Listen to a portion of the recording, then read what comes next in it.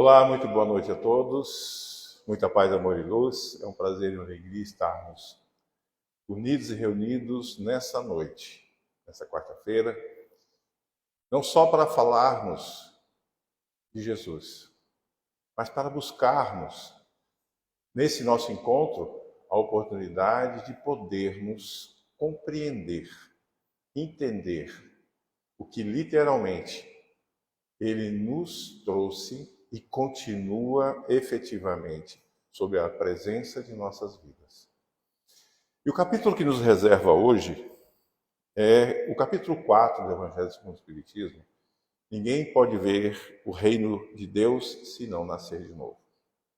E eu vou pedir licença para ler os 3 primeiros tópicos, que são o que nós vamos desenvolver, o nosso estudo de hoje, porque nós precisamos reviver o que esse ponto do Evangelho.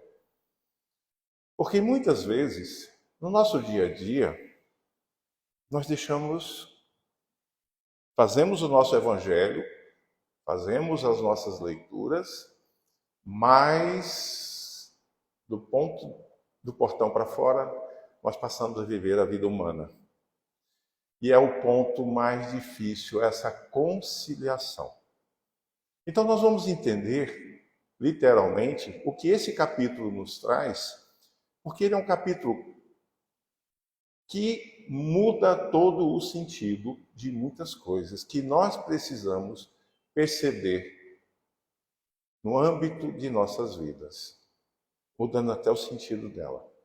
Então ele começa assim: Jesus, tendo vindo a Cesareia, cercâneas de Cesareia de Filipe, interrogou assim seus discípulos: que dizem os homens com relação ao Filho do Homem?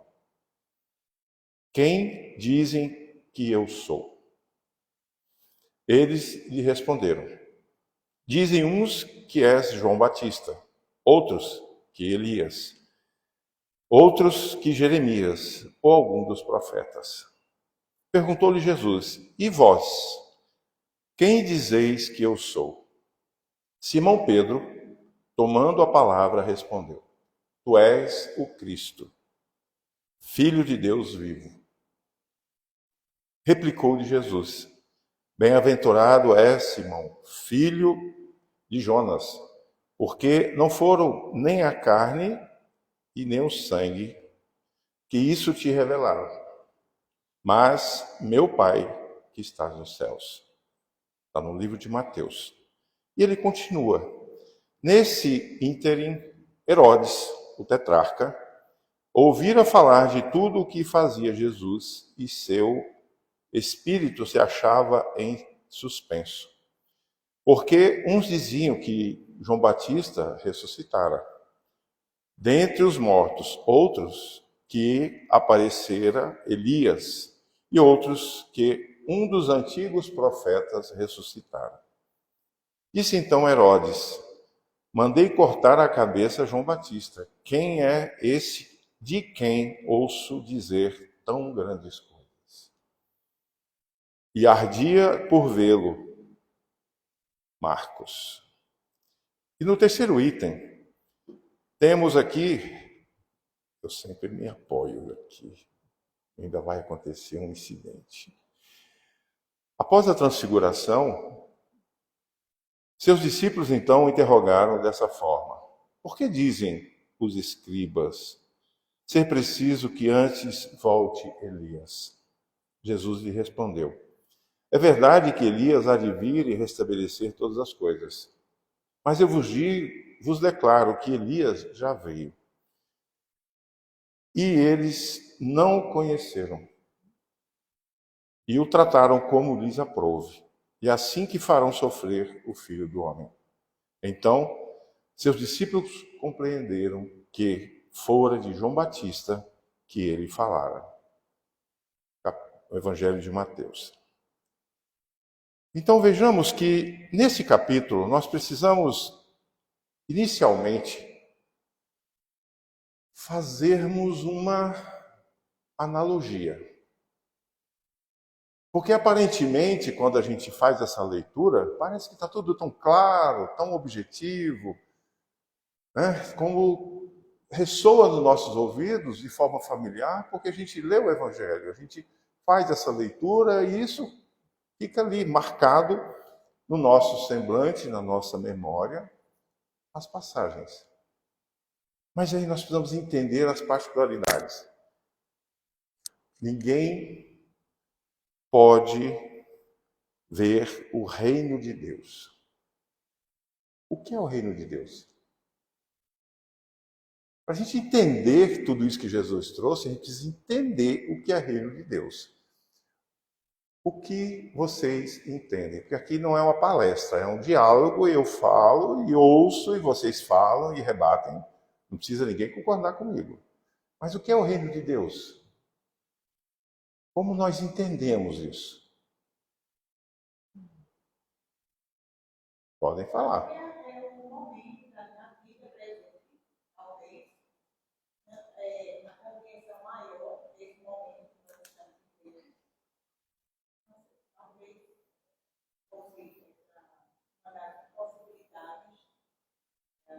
Ninguém pode entender de Deus, compreendê-lo, e não fica uma nova postura, uma nova maneira de ser, de mudança. Sim. E também a maneira de falar, a maneira da pessoa, a maneira de fazer. Perfeito. Alguém mais? Para nós entendermos o que significa reino de Deus, nós precisamos voltar um pouco nesse processo. Lá, muito antes, há 2.000 a 3.000 anos atrás, os reinos tinham uma autoridade. E essa autoridade, se fosse um rei, fosse um tutor, ele tinha sobre o povo, sobre aquela comunidade, sobre aquele momento, ele tinha responsabilidades. Então, ele reinava absoluto. Então, era aquele que legislava. Ele criava as leis, ele legislava, ele era quem fazia os seus julgamentos, ele era o provedor e o protetor. Então, ao longo de tudo isso, nós vamos ver que existe nas passagens, tanto do Velho Testamento quanto do Novo, essa referência ao reino de Deus.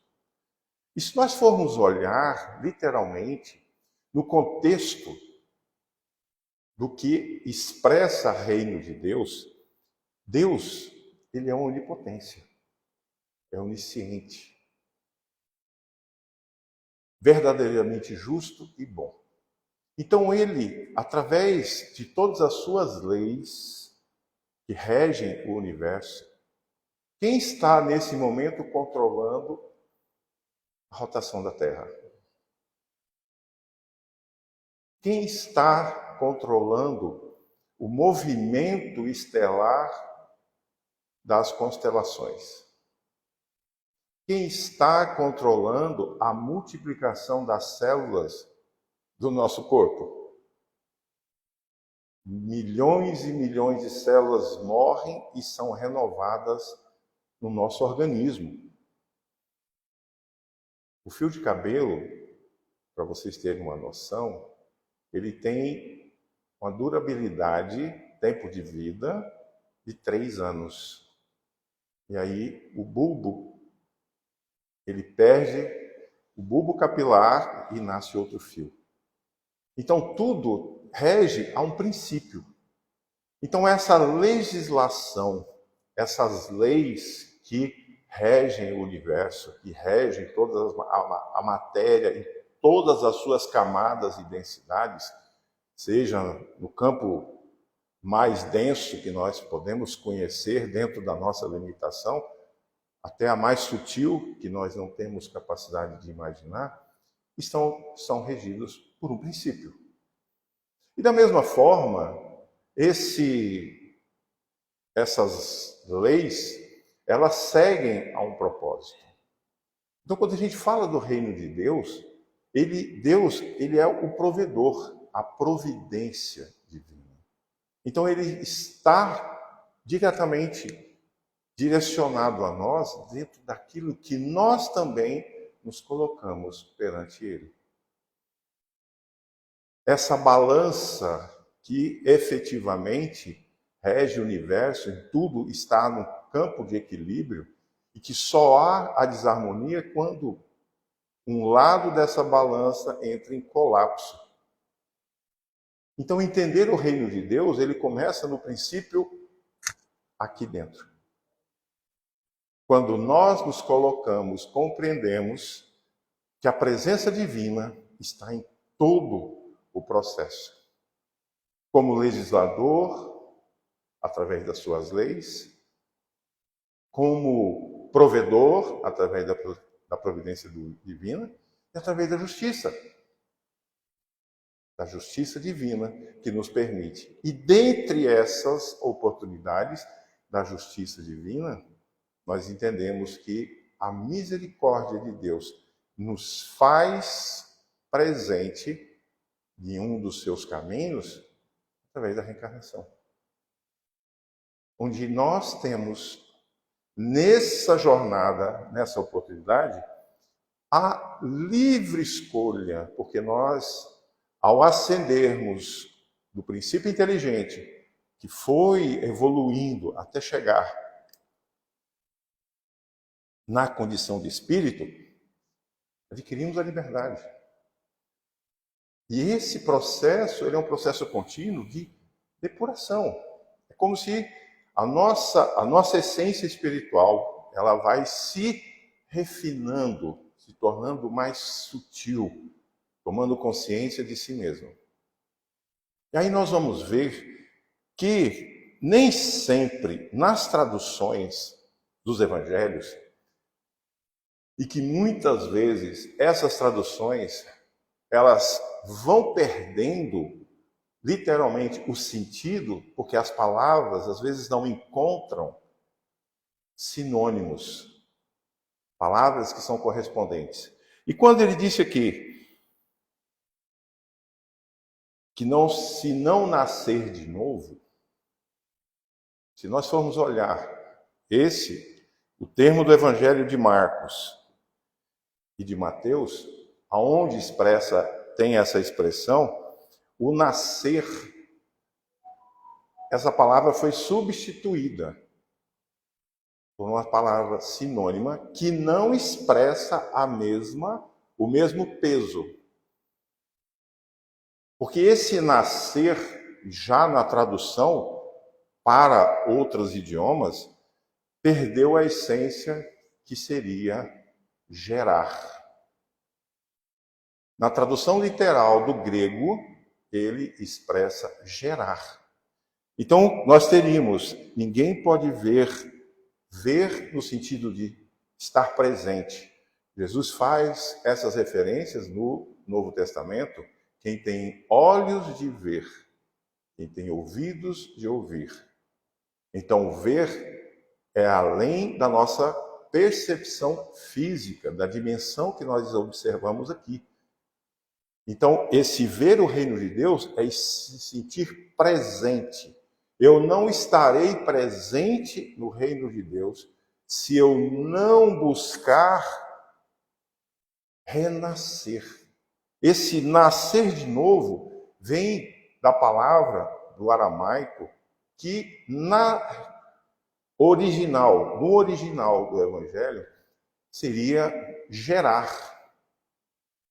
E o gerar significa gerar do corpo e do espírito. Gerar no espírito é renascer na sua essência, na sua amplitude. E renascer do corpo é reencarnar. Então, para nós entendermos o que esse texto nos traz, que é belíssimo, o Evangelho, é por isso que na nossa leitura, eu volto sempre e repito na oportunidade que eu tenho,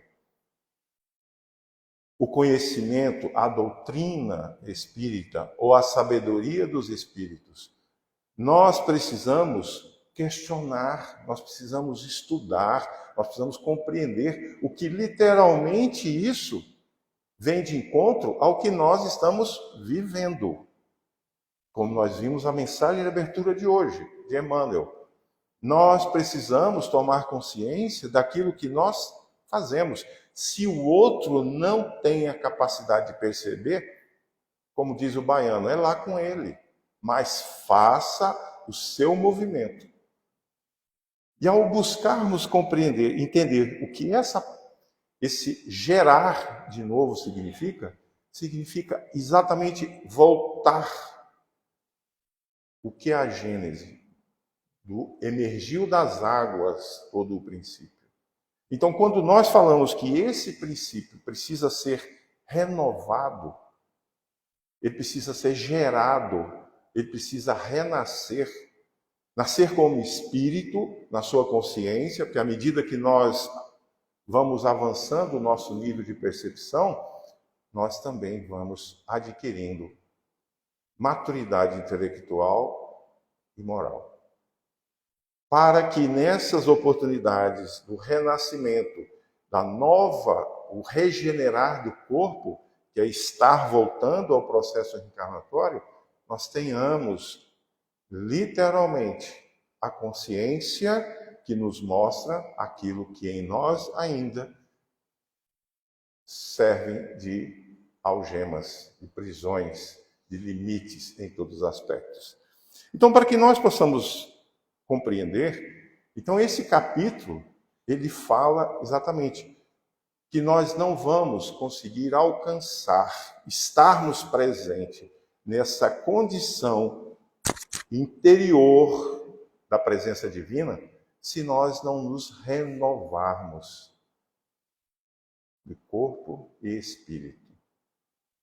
E assim é que nós vamos conseguindo, compreendendo, porque o Evangelho, Jesus, ele tem as expressões que ele usava, e os apóstolos às vezes se incomodavam, e eu tenho uma admiração muito grande por Pedro.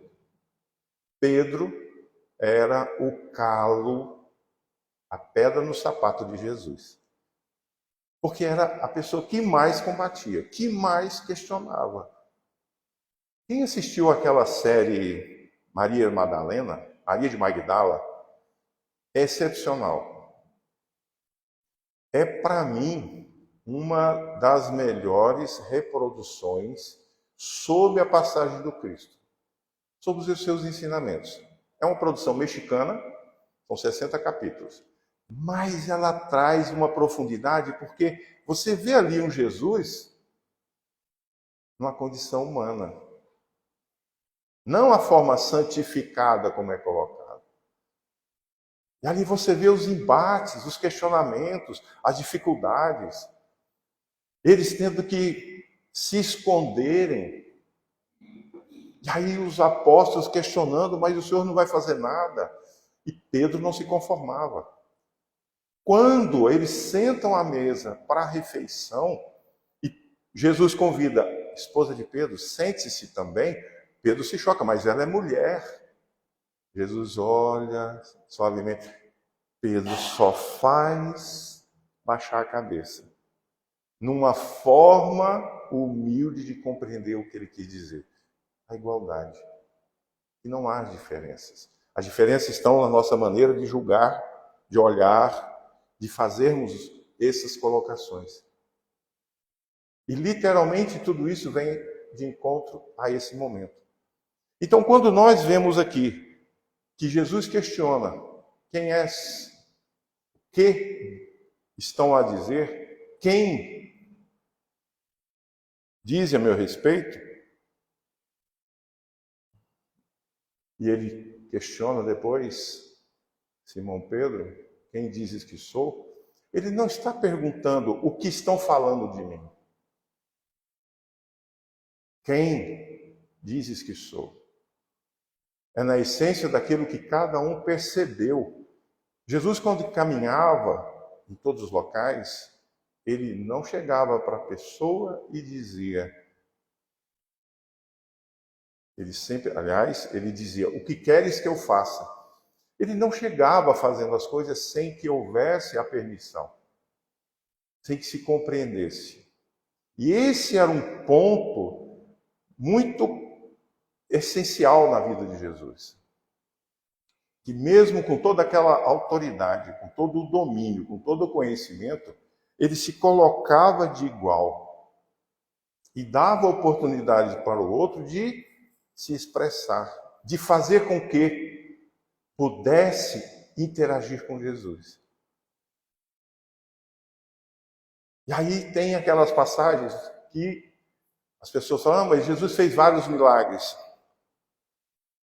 Aqueles que estavam prontos para serem curados foram curados. Aqueles que estavam prontos para ouvir foram curados. Aqueles que estavam preparados para ver foram curados. Porque aqueles que não estavam prontos, eu vim aqui para ver Jesus e gritavam, Senhor, estavam querendo apenas um conforto físico, na matéria. Lembra-se da mulher que sofria da hemorragia e que apenas tocou no manto de Jesus? Essa passagem belíssima que mostra, literalmente, a expansão desse campo de bondade de Jesus. E a fé dela era tão grande que simples fato de se aproximar do Cristo, na intenção de buscar, que era verdadeira, era profunda, ela tinha os olhos de ver. Ela ouviu falar do peregrino e vou até ele, porque eu sei que vou ser curada. Ela só ouviu, ela nunca tinha visto Jesus. E se arrastou perante as multidões. Ela tinha olhos de ver. Alcançar esse reino de Deus é isso. É nós podemos vivenciar interiormente essa fé, essa confiança. E fazer com que isso possa, ao nosso caminhar, fazer com que as nossas mudanças, a transformação, como... Qual o nome da senhora? Conceição. Como a dona Conceição falou logo no começo, que a nossa caminhada, em cada momento, é que vai nos proporcionar essa mudança. E tudo isso tem a ver com esse renascer, gerar uma nova essência de nós mesmos. Buscar do princípio de tudo isso o que realmente eu estou buscando. Quem aqui, não estou falando de desencarne não, gente, não vou me entender mal. Quem está aqui preparado para ver o reino de Deus? Não precisa desencarnar não. Nós ainda temos a dificuldade. Imagina de compreender o que está nas entrelinhas do Evangelho. Porque nós não tínhamos, na época, a preparação. Todo esse processo de reconstrução vem a partir do princípio da vinda de Jesus. A vinda de Jesus já era um processo de mudança na humanidade, nos homens, no planeta. Esse processo da nossa condição de uma ascensão, de uma condição de mundo primitivo para o mundo de provas e expiações, exigiu essa mudança, porque nós estávamos caminhando naquele processo ainda da lei de Italião. Eu não gosto da Conceição, eu vou lá, eu faço qualquer coisa para tirá-la do meu caminho. E eu uso qualquer argumento. Eu uso qualquer recurso, porque ela me incomoda. Eu sempre pego um na palestra para ser o meu pilar. Mas é com muita caridade, tá? Então veja, nós ainda estávamos arrastando nos primórdios da humanidade. apesar do conhecimento, apesar da estrutura. E aí nós vemos nos estudos que existem dos evangelhos, principalmente as traduções de Haroldo Dutra, em que ele retrata de forma literal. O povo judeu era o que tinha melhores condições do conhecimento mais próximo do que seria o reino de Deus, as leis divinas, que estavam preparados para isso. E nesse processo todo, ele não veio destruir a lei, eu vim dar novo sentido. E para isso, precisava mudar argumentos. Os judeus, quando falam nascer de novo, para os judeus, eles acreditam na ressurreição. Mas na condição de que alguns profetas teriam a capacidade, teriam a oportunidade dada por Deus de ressuscitar.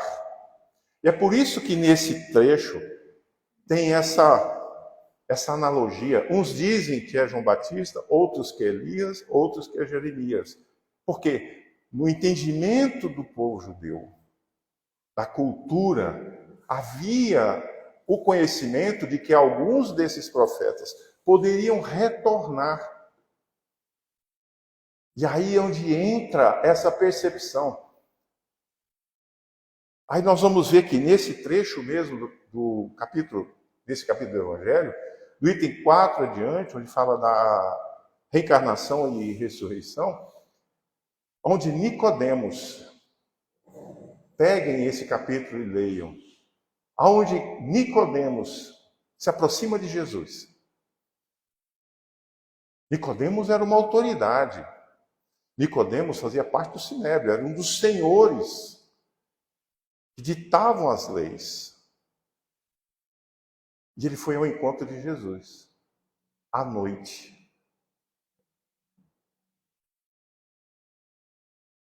Por quê? Porque ele também estava ali, ele conhecia, ele sabia. Tanto que ele disse, não podeis fazer o que fazes se não for um homem de Deus. E quando Jesus falava para ele sobre essas questões, ele não entendia esse renascer, o nascer de novo. E ele, mas é como esse renascer de novo? Vou voltar para o ventre da minha mãe? E Jesus diz a ele assim, vós que sois a autoridade das leis, se não entendes o que eu digo. Então ele era um supremo ali junto ao Sinédrio. E literalmente, essa analogia da ressurreição, ela vem desse processo em que os judeus acreditavam literalmente que essa possibilidade existiria para os profetas, aqueles, os escolhidos, que literalmente eles criam. Tanto que, para muitos, em muitos momentos, existem alguns relatos históricos, inclusive, que na época do Cristo, no mesmo período, em questão de alguns anos antes do Cristo começar a sua jornada, tiveram outros. Tem um documentário, inclusive, no History Channel, que fala sobre isso. Que um que se intitulava o Cristo, que inclusive fazia muitas coisas, mas que era um homem de força. Ele montou um exército de homens com armas para enfrentar os romanos. Estavam prontos para sair, para poder fazer isso, porque ele se acreditava ser o profeta, e ele dizia ser esse profeta. E a vila que ele estava foi cercada e não sobrou ninguém. Outros tinham, da mesma forma, fazendo os pseudo-milagres. Então havia no povo, literalmente, uma ansiedade para esse conhecimento, para saber o que isso dizia. E quando Jesus disse que eu não vim para os sãos, eu vim para os doentes, porque aqueles que estavam preparados, estavam prontos para saber, para ouvir, para ver. Ver não com os olhos, mas poder perceber o que estava além daquilo. E quando a gente começa a olhar na profundidade, e muitas vezes, Jesus, em muitos momentos, os apóstolos tinham muitas dúvidas. Eles questionavam, em muitas circunstâncias, o que isso significava. Aí entra Pedro, da mesma forma, sempre, questionando Jesus.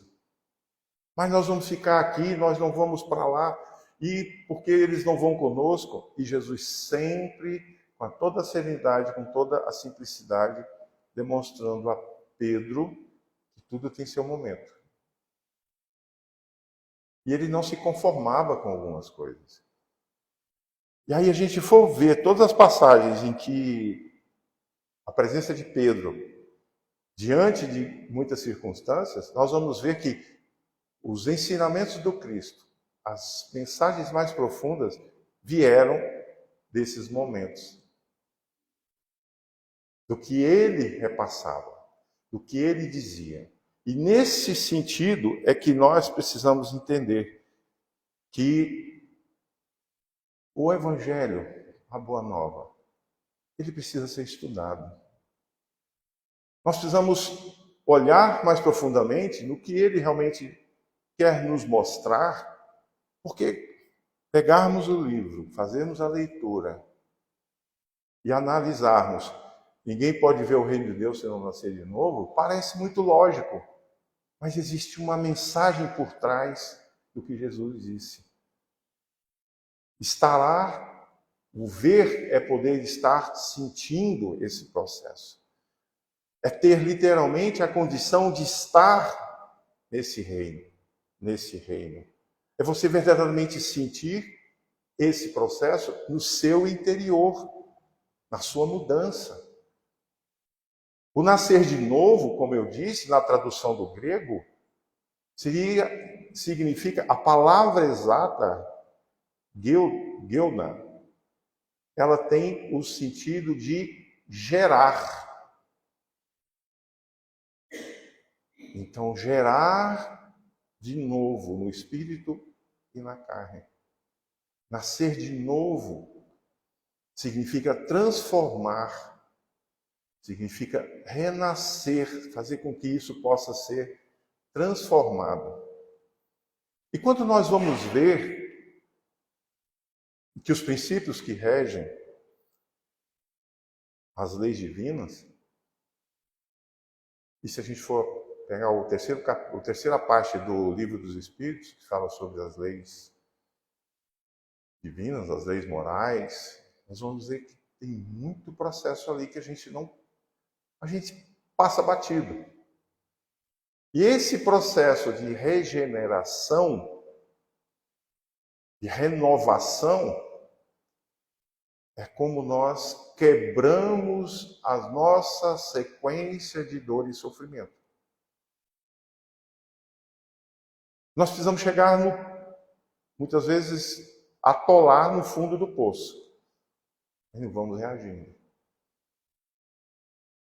Então a renovação, ela vem do princípio que você não quer mais passar por aquilo. Renascer é voltar ao princípio para que você possa ter a oportunidade fazendo de outra maneira. E quando a gente entende que a reencarnação, ela é muito mais do que somente nascer de novo. Porque nós podemos ficar no mesmo ciclo se nós não mudarmos. Se a gente não buscar a transformação, a renovação moral. e observar isso,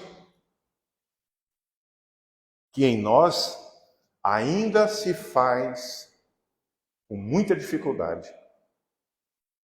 De nós aceitarmos uma crítica, que ela seja construtiva, e se observar no sentido de que, será que eu sou assim? A gente não está preparado. Porque o nosso primeiro impulso é revidar. Porque a Conceição falou isso. O quê? Eu vou lá agora saber isso dela. E às vezes nem ela falou nada. Mas a maledicência, e aí a minha impulsividade, a minha maneira de ser, de agir, aí eu quero estar bem. Eu quero literalmente estar, digamos assim, em harmonia. Mas eu não faço a parte que Jesus nos deu como orientação. Orai e vigiai. Vigiai.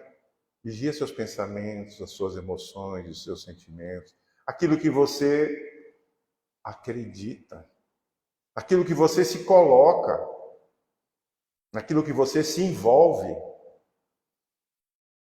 Porque é muito bonito estarmos dentro de uma casa espírita, participando de uma reunião, né? Não importa qual seja a religião, dentro de uma igreja, dentro de templos e tudo, mas da porta para fora o que eu sou, o que eu me transformo, no que literalmente eu vivencio.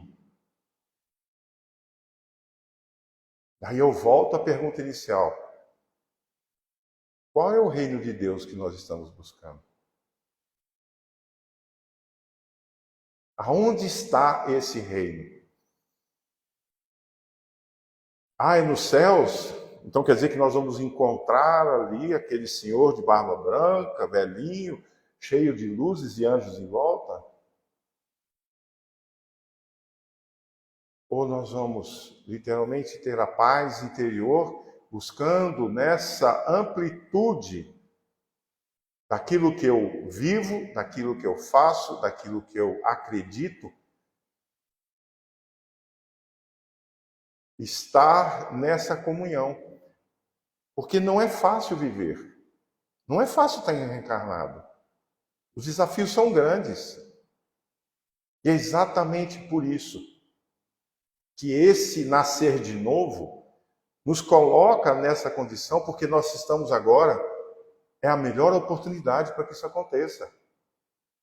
Nós não temos noção do nosso prazo de validade. Nós não temos noção do que nos aguarda. Porque tudo está gravado no nosso campo mental, na nossa essência espiritual, na nossa consciência. Aí nós vamos ver que no Livro dos Espíritos, quando Kardec pergunta, mas onde estão essas leis? Onde elas se encontram, essas leis divinas? E o Espírito de Verdade responde, na consciência. Nós temos plena e total capacidade de nos perceber, de sentir, de sabermos discernir o certo ou errado e saber literalmente como eu me coloco, no que eu faço e se aquilo que eu estou fazendo está dentro de um equilíbrio. Mas nesse momento, naquele dia, eu não sabia o que eu estava dizendo.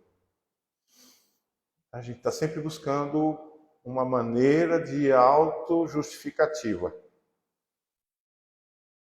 Mas a gente não tem a capacidade de discernir. De respirar. Não, eu vou refletir, eu vou deixar para falar com Conceição depois, porque se eu for agora, com sangue fervendo, adrenalina a 1000, vai acabar acontecendo algo e eu não respondo por mim. Então, se você sabe que tem esse comportamento, respira, para. E gradualmente vamos perceber que é assim que nós vamos tomando o controle e as rédeas da nossa reencarnação. Porque é assim, na medida que nós percebemos as nossas tendências, as nossas inclinações, aquilo que nos arrasta.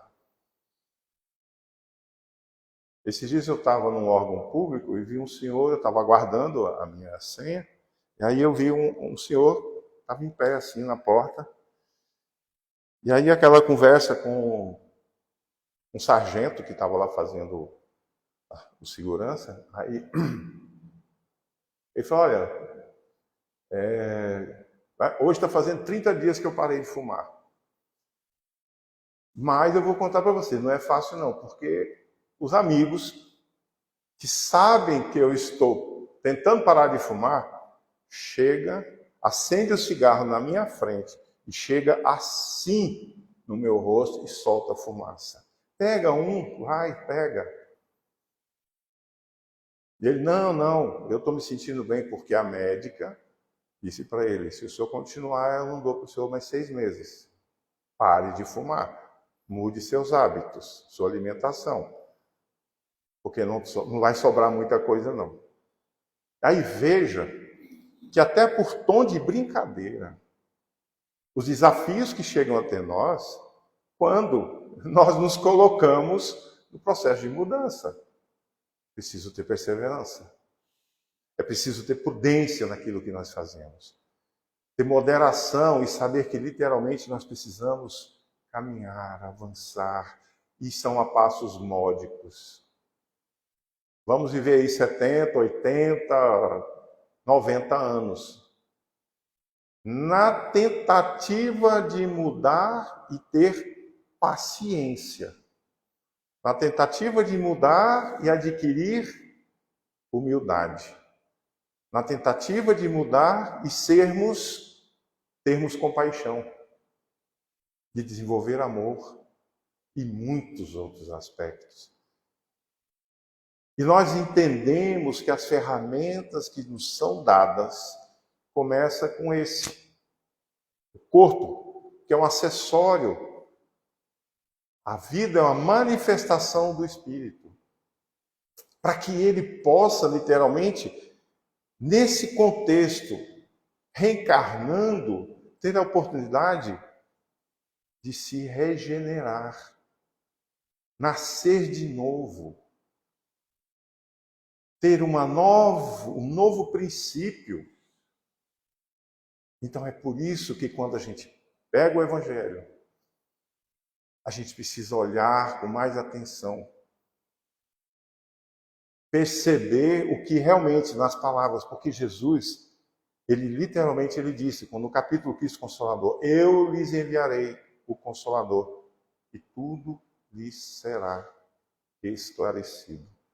Porque nesse momento não temos a condição, e nós estamos tendo condição hoje, 535 livros psicografados por Chico Xavier.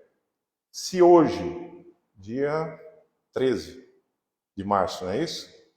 Se hoje, 13 de março, nós começarmos aqui um estudo diário desses 535 livros, em 100 anos a gente não consegue devorar todos eles. É muito conteúdo que a gente não consegue entender e absorver, porque a nossa capacidade precisa digerir isso.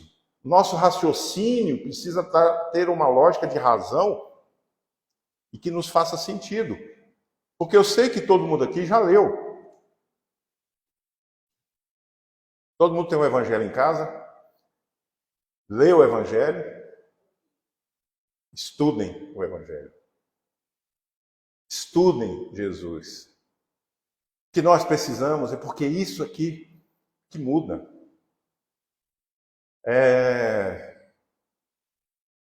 Você já foi lutador de artes marciais? Eu sei, já me falaram aqui. E aí o que acontece? Para a pessoa alcançar um grau de perfeição, precisa treinar, precisa adestrar as suas potencialidades, para que ele tenha o quê? Controle, domínio e perfeição. Ninguém consegue fazer com que isso, de uma noite para o dia. Para que isso ocorra, é necessário que a gente seja persistente naquilo que nós estamos buscando. Assim é o Evangelho.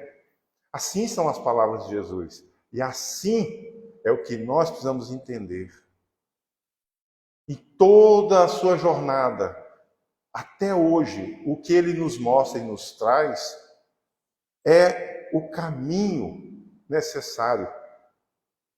Porque o caminho para mim, para Dona Conceição, para Silmar e para outros, ele pode até ter a mesma cor, mas vai ser um azul esverdeado, um azul celeste, porque as nossas experiências encarnatórias são diferentes. E é isso que torna, como diz Emmanuel, a reencarnação única. Não existe, no livro Consolador, nenhuma reencarnação e nenhum desencarne que sejam exatamente iguais. Porque nós temos e trazemos tudo aquilo que nós precisamos. E a nossa experiência nessa reencarnação é que vai nos fazer sentido. Ou ela vai dar sentido, ou ela vai fazer com que a gente busque novo sentido. Portanto, não percamos a oportunidade. Não percamos a oportunidade de ver o reino de Deus. De nascer de novo no sentido maior daquilo que realmente dentro de nós é a essência. Está aqui dentro. Quantos de nós a espiritualidade está ali forçando, não desiste. E a gente está fazendo as mesmas coisas de 2000 anos.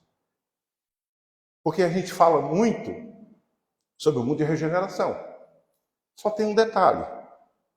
Na espiritualidade, a regeneração já está acontecendo. Nós, encarnados, é que estamos travando todo o processo de mudança. Então, o que estamos fazendo a nossa reencarnação? O que nós estamos realmente alinhados?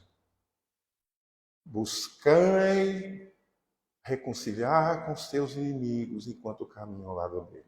Em todos os aspectos, em todas as etapas, em todas as fases e dimensões da vida. Pai, mãe, irmão, vizinho, o que for.